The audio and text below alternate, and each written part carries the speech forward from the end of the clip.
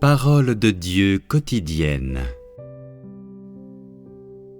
Le travail selon l'esprit de l'homme est trop facilement réalisé par l'homme.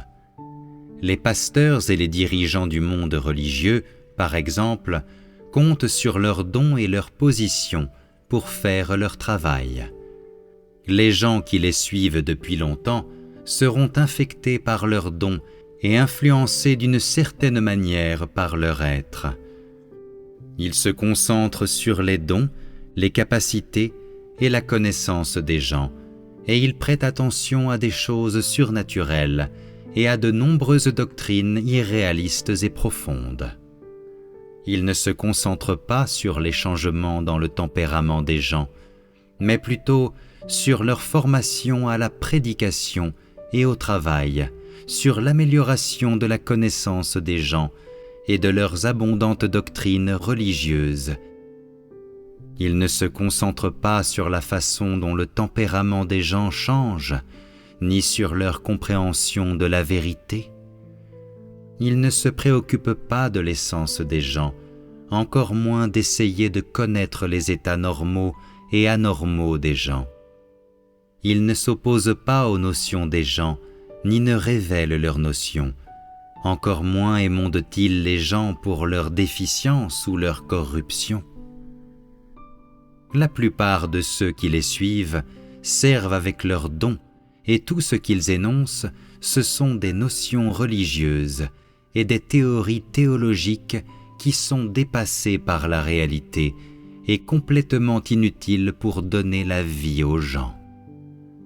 En fait, l'essence de leur travail est de nourrir le talent, d'encourager des gens qui n'ont rien à devenir des diplômés talentueux de séminaire et ensuite à les travailler et diriger.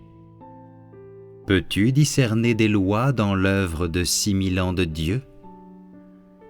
Il y a beaucoup de règlements et de restrictions dans le travail que fait l'homme, et le cerveau humain est trop dogmatique. Ce que l'homme exprime alors est une connaissance et des prises de conscience dans le cadre de son expérience. L'homme est incapable d'exprimer quoi que ce soit de plus. Les expériences ou la connaissance de l'homme ne découlent pas de ses dons innés ou de son instinct. Elles découlent de la direction de Dieu et de la conduite directe de Dieu. L'homme n'a que la faculté d'accepter cette conduite et aucune faculté qui puisse exprimer directement ce qu'est la divinité. L'homme est incapable d'être la source. Il ne peut être qu'un vaisseau qui reçoit l'eau de la source. C'est l'instinct humain, la faculté que l'on devrait avoir comme être humain. Si un individu perd la faculté d'accepter la parole de Dieu et perd l'instinct humain, cet individu perd aussi ce qui est le plus précieux et perd le devoir d'un homme créé.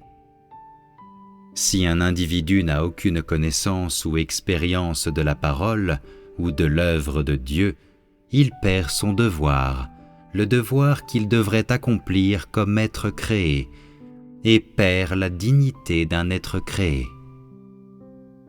L'instinct de Dieu est d'exprimer la divinité dans la chair ou directement par l'esprit.